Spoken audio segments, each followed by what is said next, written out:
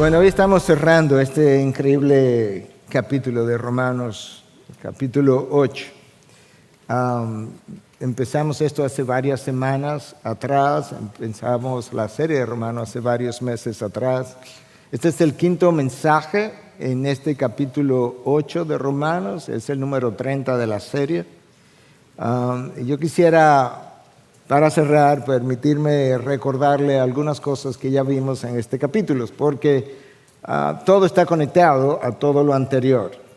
Del versículo 1 al versículo 4 nosotros vimos cómo no hay condenación para aquellos que están en Cristo Jesús. No hay condenación posible ni ahora ni en el futuro. Del versículo 5 al 15 vimos que la humanidad, en esencia, la humanidad entera, está dividida en dos grupos. Unos que viven conforme a la carne y unos que viven conforme al Espíritu. Ahora, yo creo que hice la salvedad en este momento, y si no la hago ahora, porque también tiene mucho que ver con lo que tengo que decir hoy, y es que tú puedes llamarte cristiano y todavía vivir conforme a la carne, y otros que también se llaman cristianos viven conforme al Espíritu. Y uno pudiera preguntarse, entonces, ¿cómo sabemos la diferencia entre el cristiano real y el nominal? Tú miras su estilo de vida, o tú examinas tu propio estilo de vida y concluyes si estás pensando los pensamientos del Espíritu o siguiendo los deseos de la carne. Yo creo que eso es un buen barómetro. Del versículo 18 al 27 vimos cómo la esperanza que nosotros podamos poner, y el pastor Joan oró en ese sentido, en la gloria venidera, hace que todo el sufrimiento de este mundo presente palidezca a la luz de la gloria, del brillo de la gloria que Dios ha de traer a los suyos. Del versículo 28 al 30 nosotros vimos cómo Dios eligió en la eternidad pasada a un grupo de personas que a esos Él los conoció, y después que los conoció los predestinó, y después que los predestinó, ¿qué hizo? Los llamó, y después que los llamó los justificó, y finalmente los glorificó. Todo eso ocurrió en su mente, aunque la glorificación todavía es futura. Y en el día de hoy nosotros estamos cerrando el capítulo del versículo 31 al 38, y nosotros vamos a ver lo que teológicamente llamamos la seguridad eterna del creyente. Y en otras palabras, aquellos que aman a Dios y que han sido llamados conforme a su propósito desde toda la eternidad, para eso no es posible que pierda su salvación, porque como dice una canción que cantamos un número de veces, creo que la cantamos el domingo pasado, aquel que es suyo, Él nunca dejará perder. Ahora, por eso yo he titulado el mensaje de esta mañana, de Romanos 31 al 39, Cristo, la garantía de tu salvación. Cristo, la garantía de tu salvación. Ahora, yo no quiero decir con esto que todo el mundo que se llama cristiano tiene la salvación garantizada en Cristo. Y yo quisiera 2 o 3 minutos básicamente como decir algunas cosas, porque yo no quiero ofrecer una falsa salvación y que luego esa acusación esté sobre mis hombros el día en que yo tenga que pararme en el tribunal de Cristo y dar cuenta por todo lo que yo haya hecho, sea bueno o sea malo. De manera que yo quiero como ayudarte en cierta manera también a entender cómo Cristo, no yo, no un pastor, ni siquiera Pablo, Cristo mismo de sus labios entendió quién es la persona que está en salvación. Comencemos con Juan 3:36. El que cree en el Hijo tiene vida eterna. Ok, tengo que creer. Pero el que no obedece al Hijo, ahí está. Que para Cristo creer es obedecer. No es que creo, hice una profesión de fe, no. El que cree es el que obedece. Entonces el que no obedece, obviamente no cree. Al Hijo no verá la vida, sino que la ira de Dios permanece sobre él. Ahora, en Mateo, nosotros nos encontramos con el Sermón del Monte, muy conocido. Hay una versión en Lucas también.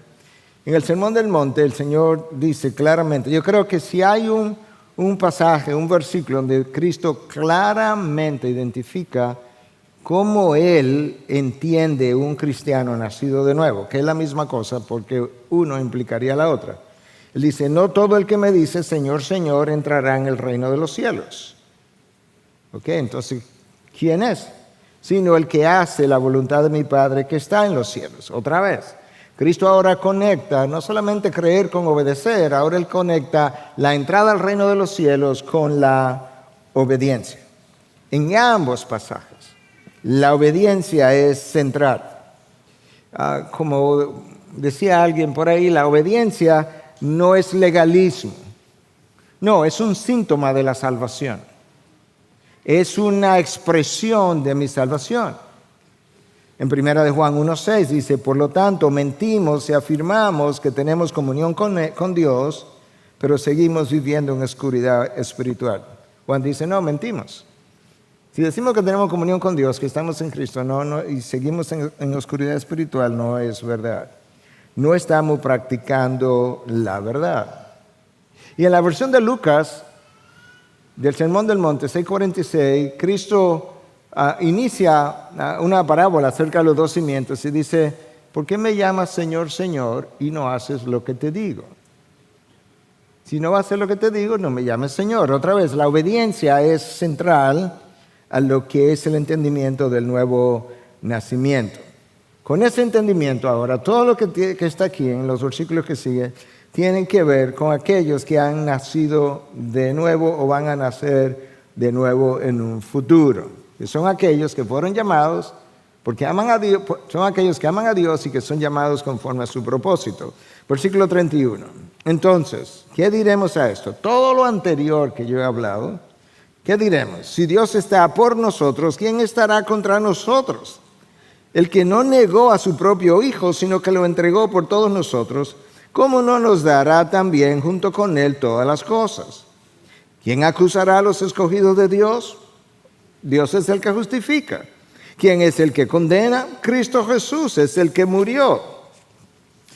Sí, más aún, el que resucitó, el que además está a la diestra de Dios, el que también intercede por nosotros.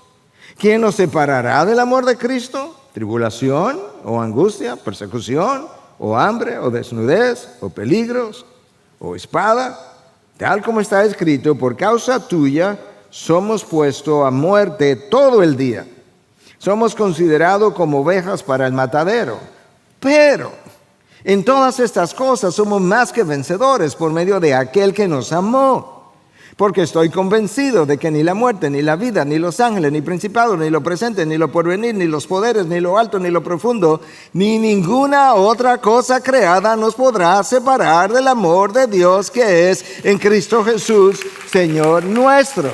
Amén. Préstame el micrófono para dejarlo caer y yo puedo ya terminar. El texto que yo acabo de leer ha sido llamado por un teólogo alemán el peldaño más alto en la escalera del consuelo, que tanto el autor, Pablo, como el lector, nosotros, ha estado subiendo desde el versículo 18 en adelante. ¿Qué es lo que este teólogo alemán está tratando de comunicar? Imagínate que tú vienes subiendo una escalera y que esa es la escalera triunfal, la escalera del triunfo. Que cada peldaño es un paso más hacia el triunfo final. Y entonces este texto representa el último peldaño de esa escalera de triunfo que te sirve de consuelo. ¿Me entendieron? Ok. Entonces Pablo lo que hace es que él inicia una serie de preguntas, 7 en total, y él responde las preguntas.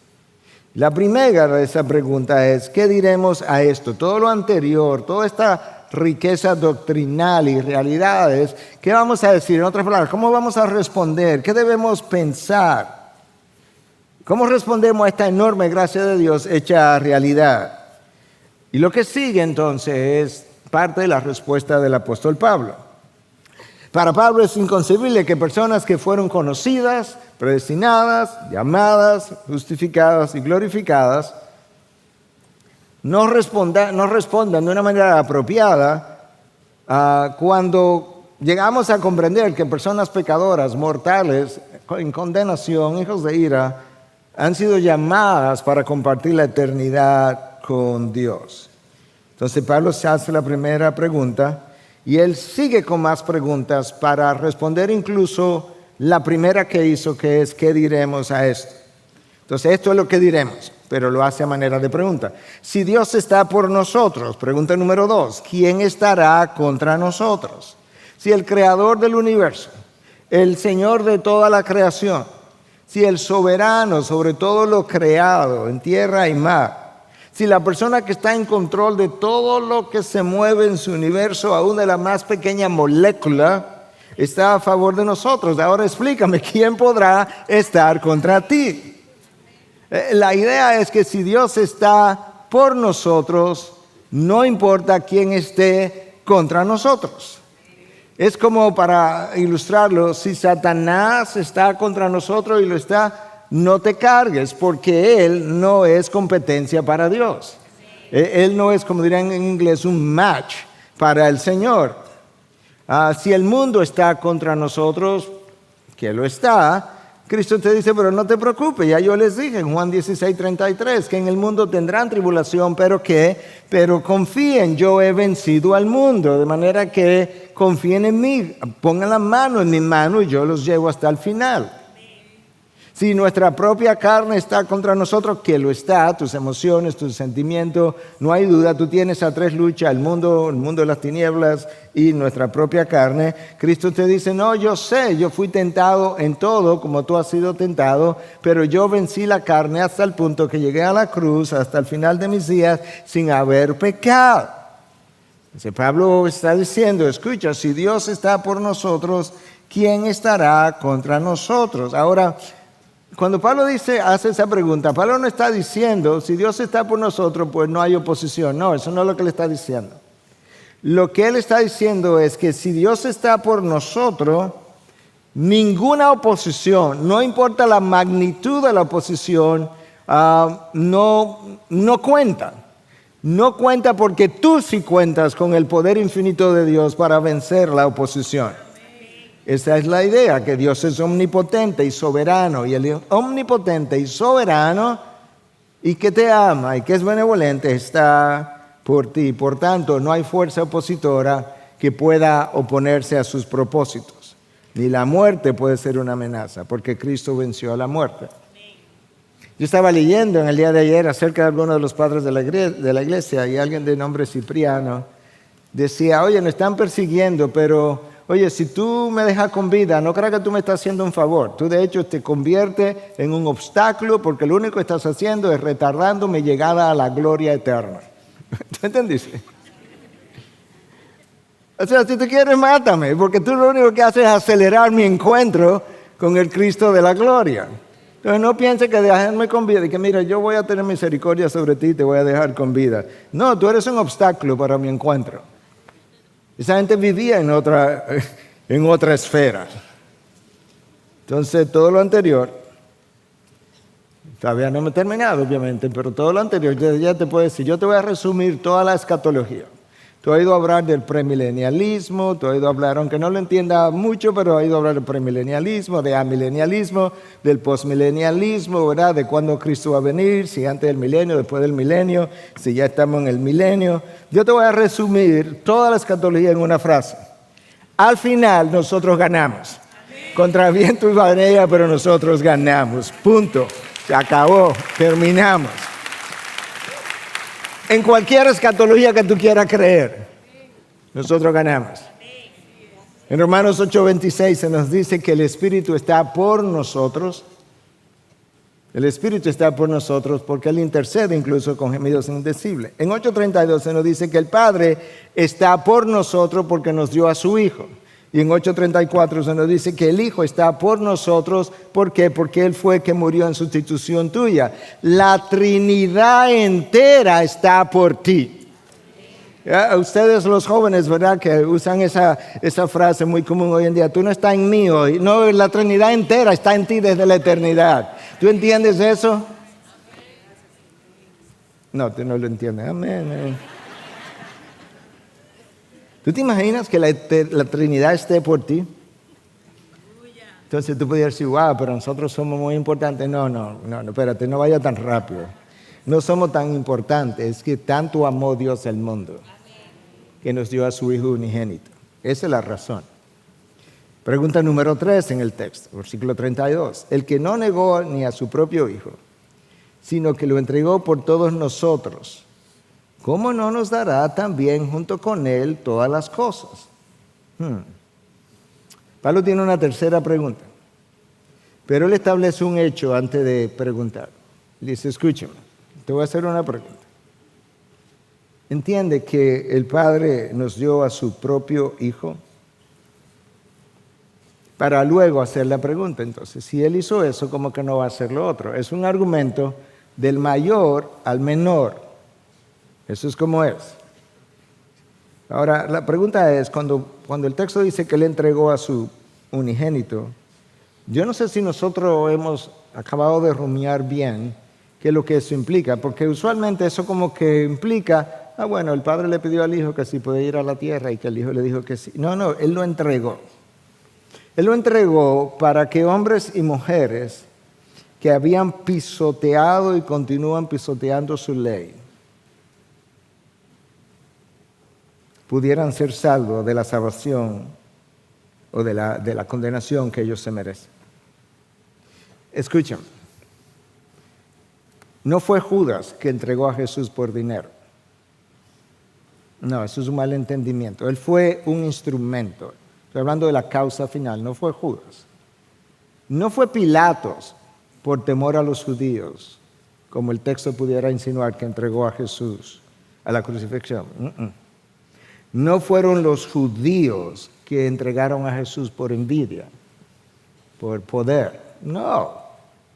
Claramente, el texto de Romanos, en más de un lugar, nos dice quién entregó al Padre. Nosotros lo vimos en Romanos 3, que Dios exhibió a su Hijo públicamente como propiciación por nuestros pecados. Pero ahora en Romanos 8, Pablo nos está diciendo más claramente que Él no negó a su Hijo, no lo retuvo. No solamente que no lo retuvo, no impidió ningún sufrimiento ni vergüenza a su Hijo con tal de que tú y yo pudiéramos ser salvos.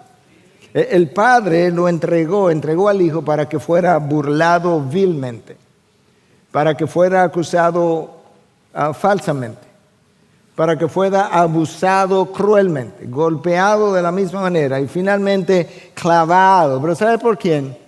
Por ti y por mí. Pecadores merecedores de la condenación, que estaban sumergidos en el fango cenagoso. ¿Tú quieres saber a qué fue que el Padre entregó al Hijo? En las palabras del Hijo, proféticamente dicha, escrita por David acerca del Hijo. En otras palabras, Dios inspiró a David en el Salmo 22 a escribir un texto que representaría lo que Cristo sufriría en la cruz y cómo Él estaba pensando acerca de lo que Él estaba pasando. Escucha, Salmo 22, versículo 12. Muchos toros me han rodeado, toros fuertes de Basán me han cercado. Versículo 13. Ávidos abren su boca contra mí, como un león que despedaza y ruge. Escucha, versículo 16. Porque perros me han rodeado, me han cercado cuadrilla de malhechores, me horadaron las manos y los pies, me traspasaron las manos y los pies. Eso fue que el Padre lo entregó. ¿Y cómo yo lo sé? Bueno, no solamente que Pablo me lo acaba de decir, es que cuando Lucas escribió el libro de los Hechos, en el capítulo 4, Lucas me dice que en Jerusalén, versículos 27 y 28, se reunieron los romanos, los judíos, Pilato, Herodes, para hacer todo cuanto tu designio había previamente determinado. Una vez más, no fue Pilato, no fue Herodes, fueron los judíos, fueron los romanos. El designio de Dios había previamente determinado que esa fuera la suerte del Hijo. El Padre entregó al Hijo a tal abuso por ti y por mí. Y Pablo lo que está diciendo, si tú entiendes eso, dime ahora, te la pregunto. ¿No nos dará junto con Él todas las cosas? Vamos a leer el versículo otra vez, versículo 32. Esa es la pregunta 3 de Pablo. El que no negó ni a su propio Hijo, sino que lo entregó de la manera que te lo describí por todos nosotros, pregunta 3, ¿cómo no nos dará también junto con Él todas las cosas? Pastor, ¿cuáles cosas? Todas las cosas relativas a la salvación, a la vida y a la piedad. Todas las cosas para que no te pierdas en el camino. Todas las cosas para que tenga una vida abundante. Todas las cosas para que pueda vivir en paz y con gozo. Para que pueda tener una vida abundante de libertad, de gozo, no de preocupación. Todas las cosas para que pueda tener propósito, sentido, significado en tu vida, para que no tenga que ir a buscar en el mundo lo que no has encontrado en mí, porque yo tengo todo lo que tú necesitas. Si te di a mi hijo, no me cuestiones, no te preguntes, no dudes si voy a darte todo lo que necesitas, pero muchas veces no te doy lo que quieres porque lo que quieres te hunde. Y no lo sabes. Impresionante. Pregunta número 4. ¿Quién acusará a los elegidos o escogidos de Dios? ¿Quién podría ser? Y Pablo dice, espera, déjame decirte antes de que le des rienda suelta a tu mente, Dios es el que justifica. ¡Wow! Imagínate, estás en una corte judicial. En la corte judicial te llevan como acusado, hay un fiscal. Y Pablo está diciendo, ¿cuál es el fiscal acusador que se levantará contra los hijos de Dios en el tribunal? Bueno, Satanás, cuyo nombre puede significar acusador por excelencia. No, pero Satanás no tiene el derecho de hacer tal cosa, nunca lo ha tenido. De hecho, tú lo puedes ver en Zacarías 3, como Cristo se levanta a favor de Josué, el sumo sacerdote, y reprende a Satanás por acusar a Josué. Pero sobre todo después de la cruz, donde él quedó derrotado con todos sus poderes. Entonces, el fiscal celestial, ¿tú sabes quién es? Cristo. El fiscal celestial no va a traer una acusación contra nosotros porque él fue el que murió por mí. Él no puede morir por mí para el perdón de mis pecados y luego ir a acusarme por mis pecados. Y eso fue lo que leímos en el versículo 33. Y en ese mismo versículo 33 se nos dice que Dios es quien justifica, pero resulta y viene a ser, como decimos aquí, que Dios me justifica a través del sacrificio de Cristo. Entonces Pablo está diciendo, ¿quién es que nos va a acusar delante de Dios? Y él dice, Dios no puede ser Dios, porque Dios es el que nos justifica. Y yo agrego, porque está ahí, que no solamente es eso, sino que Él nos justifica por la sangre derramada por Cristo Jesús en la cruz. Bueno, pastores, que tú sabes, yo después que nací de nuevo, yo he pecado, sí, yo también. Pero en 1 de Juan 2:1 se nos dice que si pecamos, abogado tenemos frente al Padre. ¿En serio?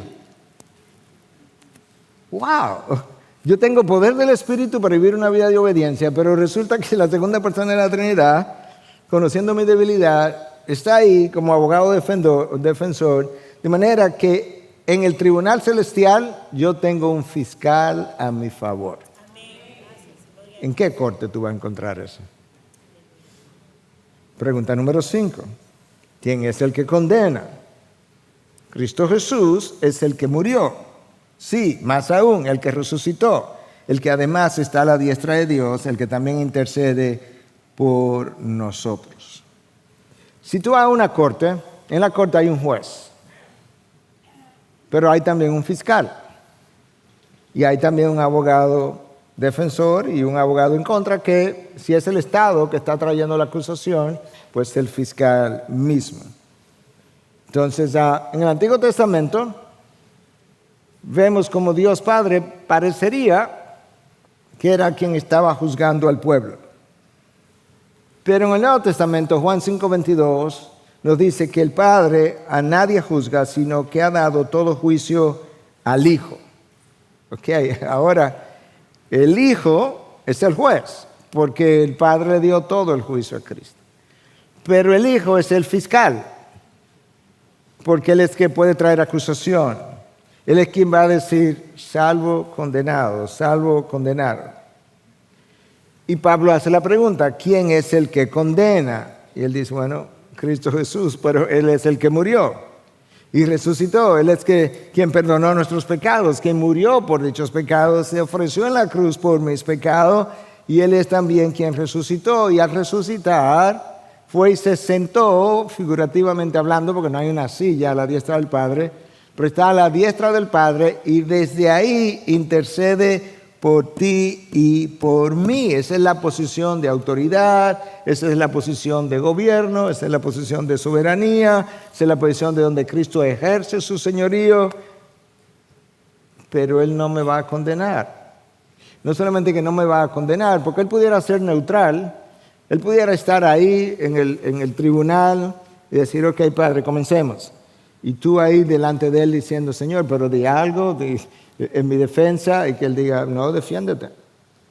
Pero resulta que Él es tu abogado defensor. ¡Wow!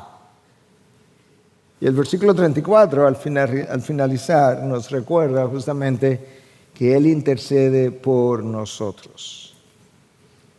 Hermanos, yo no sé si Pablo pudo habernos revelado verdades más extraordinarias, porque en este capítulo 8 Él nos reveló que el Espíritu mora en nosotros. Versículo 14, nos guía a todo el que es hijo de Dios. Entonces, aquí de abajo yo tengo a alguien que intercede por mí, que es la tercera persona de la Trinidad. Allá arriba yo tengo a alguien que intercede por mí, que es la segunda persona de la Trinidad. Intercede por mí como sumo sacerdote, quien empatiza con mis debilidades, dice el autor de Hebreos, porque Él fue tentado en todo y Él sabe lo que es y lo difícil que es vencer eso. Pero Él también está como intercesor, como abogado defensor para cuando yo peque, dice el apóstol Juan. De manera que es vital que yo entienda esto, porque como todos compareceremos ante el tribunal de Cristo para presentar defensa o rendir cuenta de todo lo que hayamos hecho, sea bueno, sea malo, 2 Corintios 5:10, en el tribunal, cuando yo me pare, yo tengo un juez, un fiscal y un abogado, que son la misma persona, y las tres que están en uno, están a mi favor. ¿Tú entiendes lo que Dios ha hecho en Cristo Jesús? Este es el único tribunal del mundo que aún en la imaginación pudiera concebir un juez, un fiscal y un abogado de la parte interesada, que son la misma persona. Wow. Entonces, déjame resumirte, por si no lo has aquilatado bien, del versículo 31 al 34, en un minuto. Versículo 31, Dios está por nosotros. Entonces, ¿quién nos podrá vencer? Respuesta, nadie. Versículo 32, Dios entregó a su propio Hijo por todos nosotros. Bueno, si Él entregó a su propio Hijo, es obvio que cómo no nos dará junto con Él todas las cosas. Versículo 33, Dios es quien nos justifica. Sí, pero resulta que Cristo fue quien me justificó por medio de su sangre. Versículo 34, Jesús está a la diestra del Padre. Y si está a la diestra del Padre, ¿qué está haciendo? Bueno, Él está intercediendo por nosotros y gobernando el universo a mi favor. Entonces, el versículo 31, el versículo 34 es la obra de Dios. Todo lo que hemos descrito hasta ahora. Del versículo 35 al 39, lo que Pablo quiere darme ahora es el amor, llevarme a entenderse el amor de Dios. Porque el amor de Dios es la explicación a la obra de Dios. El amor de Dios es la explicación a la obra de Dios. Y a la verdad que yo estoy exponiendo todas estas verdades y ustedes están bastante en silencio, lo cual está bien. Si lo que está es rumiando, tratando de entender, saboreando, excelente. Pero cuando tú salgas de aquí, tú debes irte brincando de lo extraordinario que es la obra de Dios para con los suyos. De manera que no venga al otro día, pastor, cabizbajo, que está triste. Hey, tú tienes la Trinidad entera a tu favor. Confía en cada miembro de la Trinidad. Pregunta número 6, versículo 35. ¿Quién nos separará del amor de Cristo? Y yo creo que esa pregunta está ahí porque Muchos de ustedes han estado en momentos como que "Sí, Dios se estará acordando de mí". Realmente, yo creo que, tú sabes, yo tengo como una semana sin orar, yo ni me atrevo, porque Él no me va a escuchar. Pero yo, cuando yo llegue al cielo, yo no habré llenado, y si yo no lleno el estándar, no, tú no vas a llenar el estándar. Hay alguien que lo llenó por ti. Pero tiene que haber vivido una vida de obediencia como evidencia, como síntoma de que recibiste salvación. Entonces Pablo está haciendo la pregunta, ¿quién podrá separarte? Piénsalo por un momento, porque tiene que unir todas las verdades de Romanos 8. Cuando tú ni siquiera remotamente podías ni existir, Él te concibió y ahí te conoció. Luego que te conoció, te predestinó. Luego que te predestinó, cuando llegó el tiempo y en el espacio, Él te llamó. Y luego que te llamó, Él te justificó, pero ya lo había hecho en Cristo. Tú piensas y te glorificó, que es futuro, pero en su mente es pasado. ¿Tú piensas que alguien podrá separarte de ese amor? No, Dios no tiene igual para que alguien pueda separar a sus hijos de Él. Yo te conté en una ocasión que cuando yo estaba pequeñito, no sé cuántos años tenía, 5 o 6 años, yo estaba en Bonao, en un campo, cruzando el río Masipedro, y había crecido mucho, y estaba cruzando con mi padre, y él me tenía de la mano, y yo sentía que si mi padre me soltaba, el río me iba a llevar, porque estaba crecido. Pero no me fui, el río no me llevó, no porque yo estaba agarrando la mano de mi padre lo suficientemente fuerte, sino porque mi padre me estaba agarrando a mí de una manera que yo no podía despegarme de él. Esa es la confianza que tú tienes, no que tú tienes a Cristo agarrado con toda tu fuerza, sino que Él te tiene agarrado con todo su poder. Porque al que es suyo, Él nunca lo dejará perder. Ahora Pablo hace la próxima pregunta, pregunta 7. ¿Cuáles cosas pudieran como separarnos del amor de Dios? ¿Tribulación? ¿Angustia? ¿Persecución? ¿Hambre? ¿Desnudez? ¿Peligro? ¿O espada? Pablo está diciendo, mira, todas esas cosas son como opositores, enemigos nuestros. ¿Pudiera una de esas cosas enfriarnos y yo me fui con la corriente? Vamos a verlas una por una. Tribulación. ¿Pudiera el creyente pasar por una tribulación tan grande como que pueda vencer, la tribulación pueda vencer su fe? No, imposible.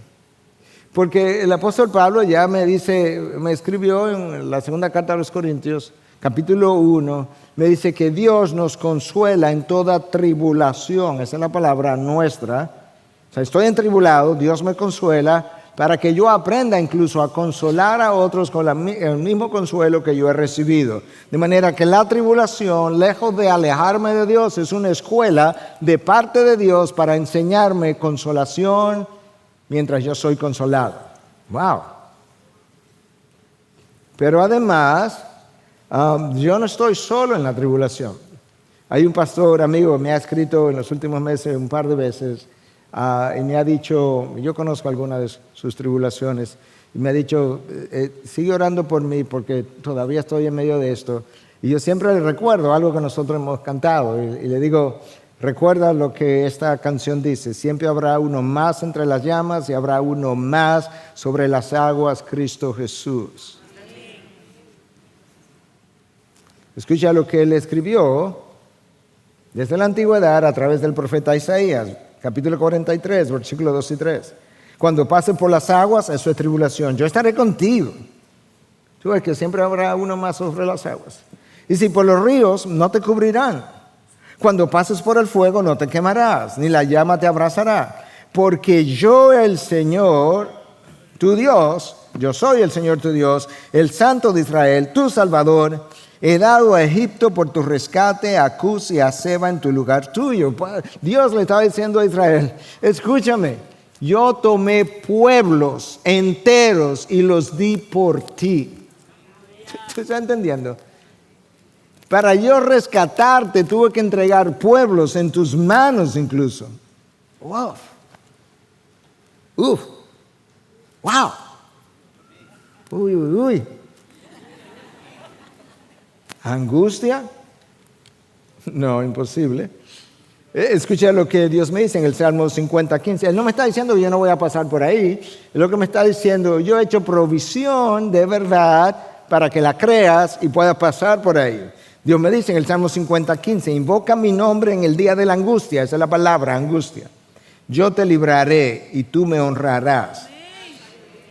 No es que te voy a sacar de la angustia, yo voy a estar ahí y tú verás cómo tú serás librado al final de la angustia. Eso es exactamente lo que Cristo hizo.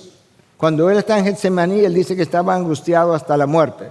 Él va a la cruz y se siente más angustiado todavía, hasta el punto que Él hizo exactamente lo que el salmista dice que haga. Invoca mi nombre en el día de la angustia, yo te libraré. Y Cristo está ahí en la cruz que dice, Dios mío, ¿por qué me has abandonado? Invocó su nombre y ¿sabes qué? Él lo libró de la angustia, pero 3 días después, cuando salió de la tumba vacía y hoy está sentado a la diestra del Padre. Recuerda que la vida cristiana es de gratificación retardada. No es el viernes en la noche que nos van a librar, muchas veces el domingo en la mañana. Luego, después, al final, cuando yo haya aprendido o logrado el propósito para el cual Dios diseñó la angustia. Persecución. ¿Podría darse una persecución tal que yo niegue permanentemente mi fe? No. Pablo dijo, nosotros somos perseguidos, pero no abandonados. O sea, ¿tú recuerdas cuando Pablo era inconverso? Él estaba persiguiendo ¿a quiénes? Cristianos. Pero esos cristianos no estaban siendo perseguidos solos. ¿Tú sabes lo que pasó? Que Cristo se le aparece y le dice, Pablo, ¿cuál es tu problema conmigo? ¿Por qué me persigues? En otras palabras, a esos cristianos que tú estás persiguiendo, yo estoy con ellos y es a mí que me está persiguiendo. Yo morí por ellos, yo los compré. Esa es la razón por la que otro de los padres de la iglesia, Crisóstomo, me encanta esta historia, fue un teólogo, tradujo la Biblia al latín, la primera traducción fuera de los lenguajes originales, es la famosa Vulgata de la iglesia católica. Nació en el 347, murió en el 407 y él tuvo que enfrentarse al emperador, el emperador romano, y él lo estaba amenazando con actuar contra él. Entonces esta es la conversación. Él amenaza, el emperador lo amenaza y Crisóstomo dice, no puedes desterrarme, te voy a desterrar, como le hicieron a Juan, que lo mandaron a la isla de Patmos. Te voy a desterrar. Y él dice, no, tú no puedes desterrarme porque este mundo es la casa de mi padre. Bueno, te mataré, dice el emperador. No puedes. ¿Por qué? Porque mi vida está escondida con Cristo, en Dios. Bueno, te quitaré tus tesoros. No puedes, porque mi tesoro está en el cielo y mi corazón está allí. Pues te dejaré del hombre y te alejaré del hombre y no te quedará ningún amigo. No puedes, porque tengo un amigo en el cielo del cual no puedes separarme. Te desafío porque no hay nada que puedas hacer para dañarme. Tú puedes matarme, pero no puedes dañarme. ¿Tú entendiste? Si tú me matas, tú me mejoras. ¿Hambre? Ya Dios nos enseñó que no solo de pan vive el hombre. Además, el apóstol Pablo dijo, yo he aprendido a estar contento en la abundancia y en la escasez. Desnudez. Mira, cuando tú has sido vestido de la santidad de Cristo y verdaderamente tú entiendes eso, ya la desnudez física importa poco. Créeme, que yo he estado en 4 cateterismos. Importa poco. ¿Peligro? No. Esos son los peligros en los que Pablo estuvo. 2 Corintios 11, 26, 27, con frecuencia en viajes, en peligros de río, peligros de salteadores, peligros de mis compatriotas, peligros de los gentiles, peligros en la ciudad, peligros en el desierto, peligros en el mar, peligros entre falsos hermanos. ¿Tú has estado en tantos peligros como eso? Ya yo me siento aterrado con estos peligros imaginarios de Pablo, o imaginarios para mí. Peligro entre falsos hermanos, en trabajos, en fatigas y en muchas noches de desvelo, en hambre y sed, con frecuencia sin comida, en frío y desnudez. En cada una de esas circunstancias el apóstol Pablo, sí, pero yo experimenté la gracia suficiente y poderosa de mi Dios que me sostuvo. Pablo dice, yo he estado en las peores de las peores circunstancias y yo experimenté lo que Cristo me dijo en un momento dado cuando me dijo, mi gracia te será suficiente. Wow. Pablo está escribiendo a los romanos de todas estas vicisitudes después que él había vivido. Porque recuerda que Pablo está escribiendo esto no exactamente al final de su vida, pero hacia el final de su vida. Entonces ahora que tú entiendes que toda la Trinidad está por ti de la manera que está y está por ti desde toda la eternidad, Pablo te dice, oye, ¿cuál debiera ser tu actitud? ¿Cuál debiera ser tu disposición? ¿Cuál debiera ser tu forma de pensar? Versículo 36, primero él te dice, déjame acabar de describirte cómo somos, sobre todo para ellos en esa época. Tal como está escrito, por causa tuya somos puestos a muerte todo el día. Somos considerados como ovejas para el matadero. De manera que Pablo no niega la realidad. Pablo dice, nosotros estamos siendo llevados como ovejas al matadero, pues nos están persiguiendo, primer siglo. Y es por causa tuya que lo están haciendo. Pero, dado todo lo anterior, esta es la actitud que tú y yo debemos tener. Pero en todas estas cosas, versículo 37, somos más que vencedores por medio de aquel que nos amó. Que esta es la realidad, pero esta es la otra realidad. A través de estas realidades somos perseguidos y sufrimos y demás, pero nosotros somos más que vencedores por medio de aquel que nos libró, por medio de aquel que nos amó, por medio de aquel que murió por nosotros. Entonces, el que nos llamó y nos amó, nos da el poder en esas dificultades para yo pasar a través de ella. Pero tú necesitas la actitud correcta, la actitud mental correcta, necesitas el enfoque correcto para tú vencer, porque parte del problema es que frecuentemente mi orientación mental es tan terrenal, es tan de aquí abajo, como si no hubiera nada después de, como si no hubiera alguien allá arriba en control de lo que está pasando. Y Pablo nos dio 10 circunstancias distintas por medio de las cuales o a través de las cuales tú y yo pudiéramos pasar. Y esto es lo que él menciona ahora del versículo 38 en adelante. Porque estoy convencido de que ni la muerte, ni la vida, ni ángeles, ni principados, ni lo presente, ni lo porvenir, ni los poderes, ni lo alto, ni lo profundo, ni ninguna otra cosa creada nos podrá separar del amor de Dios que es en Cristo Jesús, Señor nuestro. Ni la muerte ni la vida porque aquí estamos y contamos con el poder del Espíritu, y la muerte no lo va a hacer porque la muerte lo único que hace es que me acerca rápidamente a Cristo. Entonces la muerte no me va a separar, la muerte me va a acercar. Pero también ya Él nos dijo que en este mundo, en lo que yo paso de esta vida a través de la muerte a la próxima vida, Él ya me dijo en el Salmo 23, que aunque pase por el valle de sombra de muerte, no temeré mal alguno, porque tu vara y tu cayado me infundirán aliento. Entonces, ni la muerte, ni la vida, ni ángeles, ni principados. La nueva versión internacional dice ni ángeles, ni demonios, porque probablemente a esos que se está refiriendo en este contexto la palabra principados.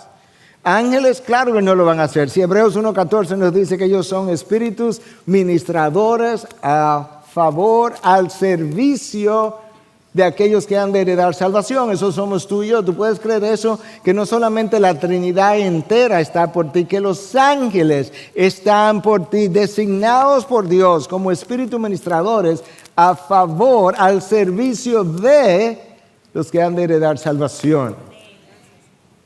Wow. ¿Poderes? No, fueron desarmados. Colosenses 2:15, el día que Cristo murió en la cruz, fueron vencidos.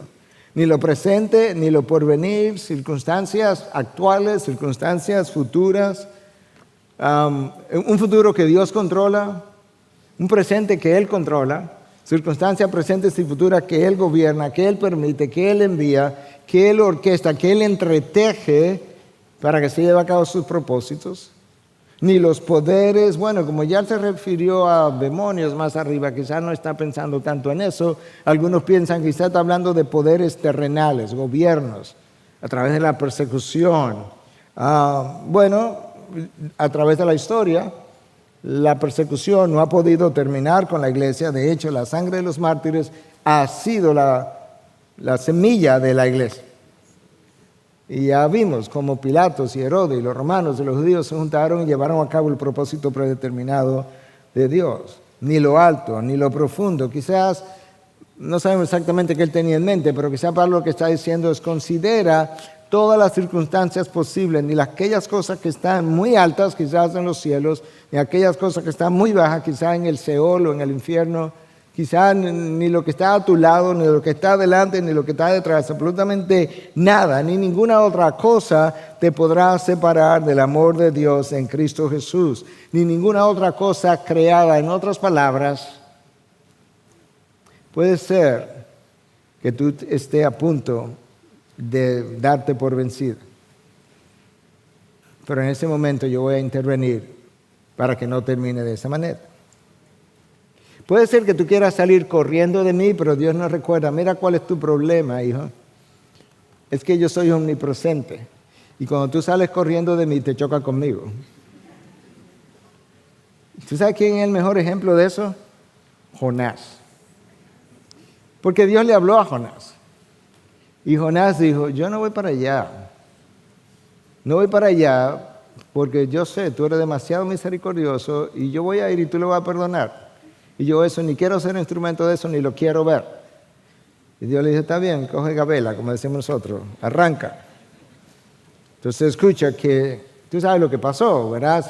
Se fue, se montó en otro barco, pero en dirección contraria, que es como en la dirección de España posiblemente. Y ahí se desató una tormenta y lo tiran. Él mismo dice: mira, yo soy el culpable de la tormenta. Lo tiraron, se lo tragó el pez. Pero él no sabía que se iba a encontrar con Dios adentro del pez.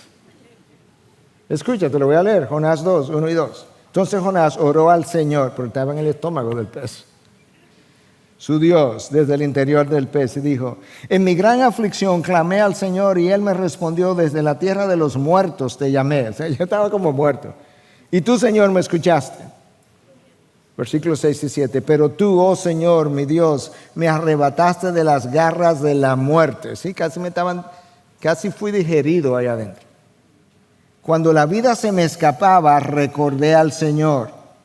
Elevé mi oración sincera hacia ti en tu santo templo. ¿En cuál templo? ¿Tú estabas en un estómago? No, ahí yo hice un templo de eso. Y hablé contigo. Y tú me escuchaste y me respondiste. Jonás salió corriendo de Dios, se encontró con Dios adentro de un estómago de un gran pez. Ese eres tú y yo. Porque tú estabas en el mundo corriendo. Y tú sabes lo que estaba haciendo, tratando de alejarte de Dios. Como dice otra de las canciones: en tu perdición, en mi perdición. ¿Y sabes lo que tuvo Dios que hacer? Dios tuvo que salvarte de su ira para salvarte para su gloria. Dios te salvó de Él para Él. Porque al final, quien te condena potencialmente es Dios, quien podría condenarte. De manera que Dios te salva de Él, de la ira de Él, pero te salva para Él. Y es por eso que el apóstol Pablo dice: no, es que yo entiendo todas estas cosas al dedillo, lo entiendo también, que yo estoy convencido que ni la muerte, ni la vida, ni ángel, ni el principado, ni lo presente, ni lo porvenir, ni los poderes, ni lo alto, ni lo bajo, ni ninguna otra cosa creada podrá separarme del amor de Dios en Cristo Jesús, Señor nuestro.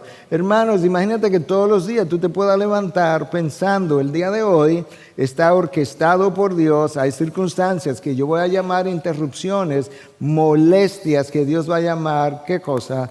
No, asignaciones.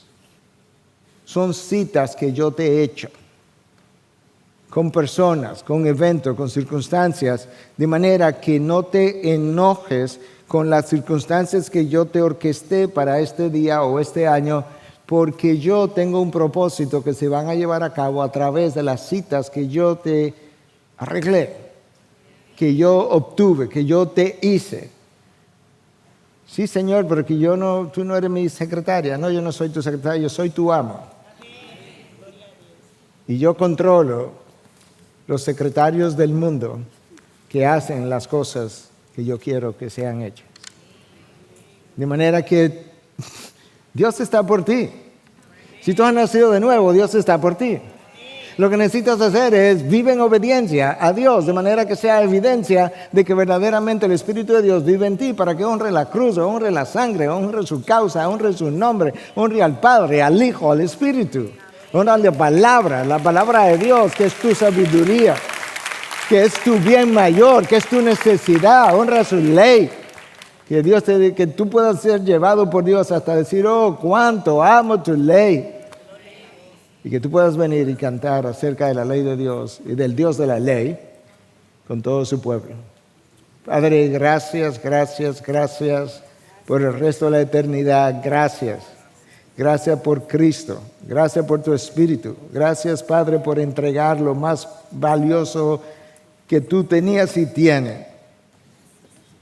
Señor, gracias por tus garantías. ¿Quién nos separará del amor de Cristo? Ya lo hemos leído. Ayúdanos a hacer un canto de eso para el resto de nuestros días.